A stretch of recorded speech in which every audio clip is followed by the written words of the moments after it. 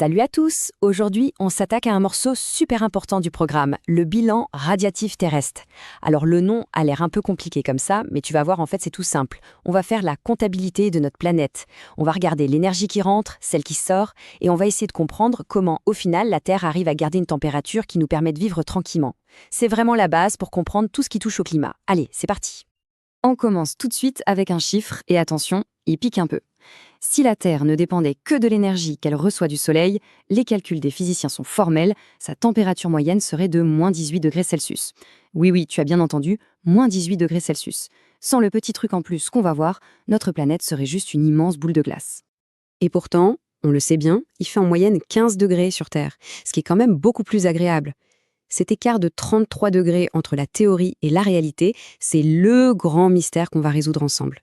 D'où vient ce bonus de température qui transforme un congélateur cosmique en un monde plein de vie? C'est toute la question. Pour y voir plus clair, voilà notre plan de match. D'abord, on va parler de cette idée d'équilibre énergétique. Ensuite, on va regarder en détail l'énergie qui nous arrive du Soleil. Puis, on verra qu'une partie est réfléchie, c'est l'albédo. Après ça, on s'intéressera à la chaleur que la Terre émet elle-même. Et enfin, on abordera la pièce maîtresse du puzzle, l'effet de serre, avant de faire le bilan complet. Allez, on attaque la première partie. Et pour bien commencer, on va tout de suite tordre le cou à une idée reçue assez fréquente. On entend souvent cette idée, que la Terre se réchauffe parce qu'elle stocke la chaleur du Soleil. Mais réfléchis 2 secondes. Si elle ne faisait qu'accumuler, sans jamais rien perdre, la température monterait à l'infini jusqu'à ce que tout crame.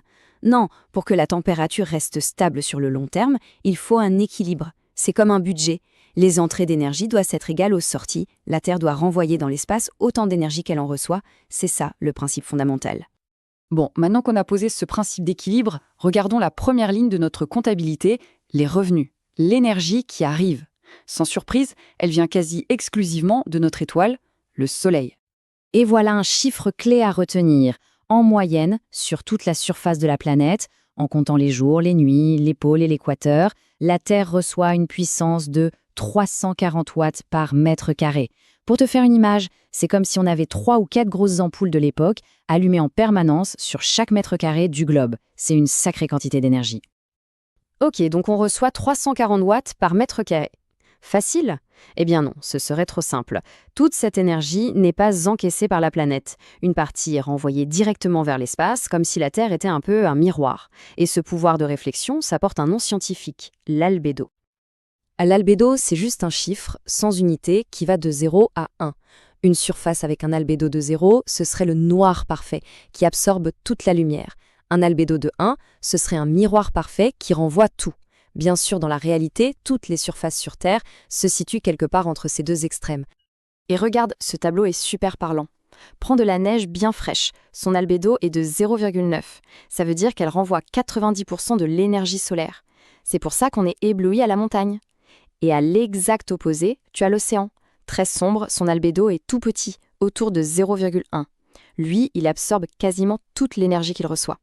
Et là, tu commences à toucher du doigt un truc crucial pour le climat actuel. La glace, claire, agit comme un bouclier qui renvoie la chaleur. L'océan, sombre, agit comme une éponge qui l'absorbe. Donc, imagine ce qui se passe quand la banquise fond. On remplace une surface qui nous protège de la chaleur par une surface qui l'emmagasine. C'est un cercle vicieux qui accélère le réchauffement. C'est hyper important de comprendre ça. Alors, si on fait la moyenne de tout ça, les forêts, les déserts, les océans et surtout les nuages, qui réfléchissent beaucoup de lumière, on arrive à un albédo moyen pour la planète Terre d'environ 0,3. Retiens bien ce chiffre. Ça veut dire que, en gros, 30% de l'énergie solaire qui arrive est immédiatement renvoyée à l'expéditeur sans même avoir eu le temps de l'eau chauffer. Voilà pour les entrées. Mais on a dit qu'il fallait un équilibre, donc il faut des sorties. La Terre doit se débarrasser de l'énergie qu'elle a absorbée pour ne pas surchauffer. Comment est-ce qu'elle fait ça ? Alors attention, la subtilité, c'est que la Terre ne fait pas que réfléchir la lumière. Elle absorbe l'énergie, sa surface chauffe, et ensuite elle rayonne sa propre chaleur. C'est un peu comme une plaque de cuisson qui reste chaude même quand elle est éteinte. Sauf que ce rayonnement est invisible pour nos yeux. C'est de l'infrarouge. On ne le voit pas, mais on le sent sous forme de chaleur. Et c'est là qu'un nouveau chiffre vient tout compliquer. Les calculs montrent que la surface de la Terre, à 15 degrés C, émet une puissance de 390 watts par mètre carré. Attends une minute, 390, on a vu qu'on recevait 340 et qu'après l'albédo, il en restait environ 240 d'absorbés. Et là, la Terre en émettrait 390. Il y a un gros problème dans les comptes, non? Le bilan semble complètement faux. Alors, comment on résout ce paradoxe? C'est parce qu'il nous manque un acteur essentiel dans notre bilan, un acteur qu'on a ignoré jusqu'ici, notre atmosphère. Et c'est là qu'entre en jeu le fameux effet de serre. Voici le cœur du raisonnement. Le sol, lui, évacue bien ses 390 watts par mètre carré. Mais si on mesure depuis l'espace ce qui quitte vraiment la planète, on ne trouve que 240 watts par mètre carré. Tiens, 240, c'est exactement ce qu'on absorbe du Soleil. L'équilibre est retrouvé. Mais alors, où sont passés les 150 watts par mètre carré de différence entre ce qui part du sol et ce qui s'échappe dans l'espace? Eh bien, ils sont piégés par l'atmosphère. Et ce qui est fou, c'est que 99% de notre atmosphère, c'est de l'azote et de l'oxygène. Et ces deux gaz sont totalement transparents aux infrarouges. Tout le phénomène est dû à la toute petite fraction restante, le fameux 1% de autres gaz. C'est un exemple parfait d'une toute petite cause qui a un effet gigantesque. Le mécanisme est simple, en 3 temps. 1. Le sol, chauffé par le soleil, envoie sa chaleur, les infrarouges, vers le ciel. 2. Certains gaz dans l'atmosphère, les gaz à effet de serre, interceptent une partie de cette chaleur. 3. Ces gaz, réchauffés, rayonnent à leur tour cette énergie dans toutes les directions. Un peu vers l'espace, mais aussi vers le bas, de retour vers la surface. C'est ce retour de chaleur qui constitue l'effet de serre, comme une couverture qui nous garde au chaud. Et qui sont ces gaz qui forment la couverture? Le plus important, naturellement, c'est la vapeur d'eau. Et puis, il y a ceux dont tu entends parler tous les jours aux infos, le dioxyde de carbone, CO2, le méthane, CH4 et quelques autres. Ce sont eux les responsables de cet effet. Bon, on a maintenant toutes les pièces du puzzle. On peut assembler le tout pour faire le bilan final et surtout pour comprendre pourquoi tout ça est au cœur des préoccupations sur le climat aujourd'hui.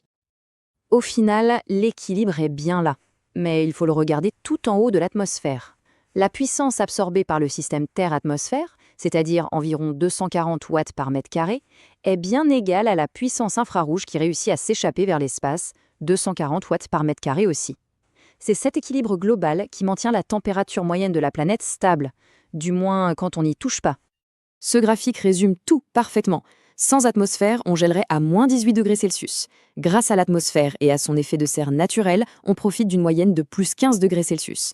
Ce gain de 33 degrés est vital, donc soyons clairs, l'effet de serre n'est pas un problème en soi, c'est une bénédiction. Le problème actuel, c'est son augmentation à cause de nos activités, qui dérèglent ce bel équilibre.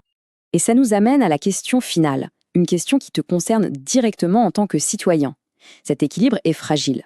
En ajoutant massivement des gaz à effet de serre, on épaissit la couverture de la Terre. Moins de chaleur s'échappe, le bilan est déséquilibré, et pour retrouver un nouvel équilibre, la température globale doit augmenter. C'est ça le réchauffement climatique.